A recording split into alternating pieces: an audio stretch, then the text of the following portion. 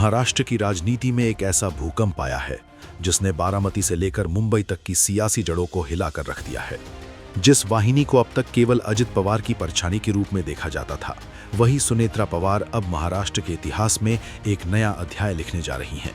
बारामती के पास हुए उस दर्दनाक विमान हादसे ने न केवल अजित पवार जैसे कद्दावर नेता को हमसे छीना, बल्कि राज्य की सत्ता के समीकरणों को भी पूरी तरह बदल दिया। अब सुनेत्रा पवार न केवल एनसीपी विधायक दल की कमान संभालेंगी, बल्कि वे महाराष्ट्र की पहली महिला उप मुख्यमंत्री बनकर वो गौरव हासिल करेंगी जो अब तक किसी महिला नेता को नहीं मिला।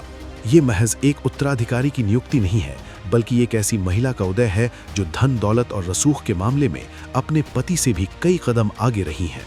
सुनेत्रा पवार की इस नई भूमिका ने राजनीतिक गलियारों में हलचल इसलिए भी तेज कर दी है क्योंकि उनकी आर्थिक ताकत और व्यापारिक समझ उन्हें एक बेहद प्रभावशाली व्यक्तित्व बनाती है।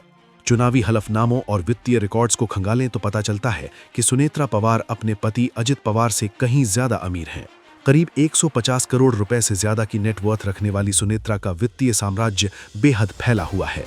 सबसे दिलचस्प और चौंकाने वाला तथ्य ये है कि वे केवल एक राजनेता की पत्नी नहीं रही हैं, बल्कि परिवार की बैंकर भी रही हैं। उन्होंने न केवल अपने पति अजित पवार को, बल्कि अपनी ननद सुप्रिया सुले और परिवार के अन्य सदस्यों को भी करोड़ों रुपए का कर्ज दे रखा है। हलफनामे के अनुसार उन्होंने लगभग 12 करोड़ रुपए से ज्यादा का उधार अपने करीबियों को दिया है, जो उनकी स्वतंत्र और मजबूत आर्थिक स्थिति को दर्शाता है।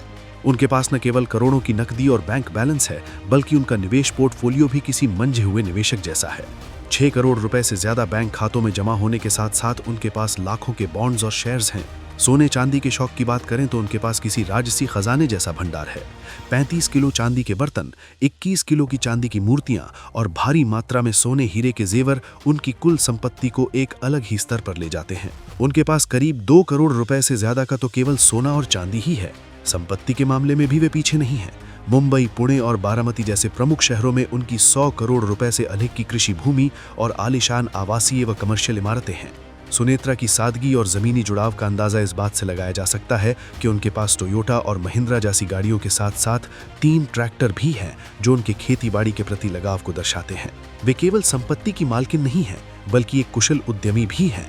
2006 से बारामती हाईटेक टेक्सटाइल पार्क के अध्यक्ष के रूप में उन्होंने 15,000 से अधिक ग्रामीण महिलाओं को रोजगार देकर महिला सशक्तिकरण की मिसाल पेश की है।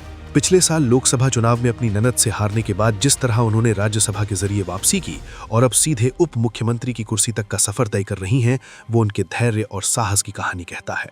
शनिवार शाम जब वे शपथ लेंगी तो ये केवल एक पद की शपथ नहीं होगी, बल्कि एक ऐसी महिला के नए युग की शुरुआत होगी जो सत्ता के शिखर पर अपने पति की विरासत को अपनी आर्थिक और सामाजिक मजबूती के साथ आगे बढ़ाएंगी।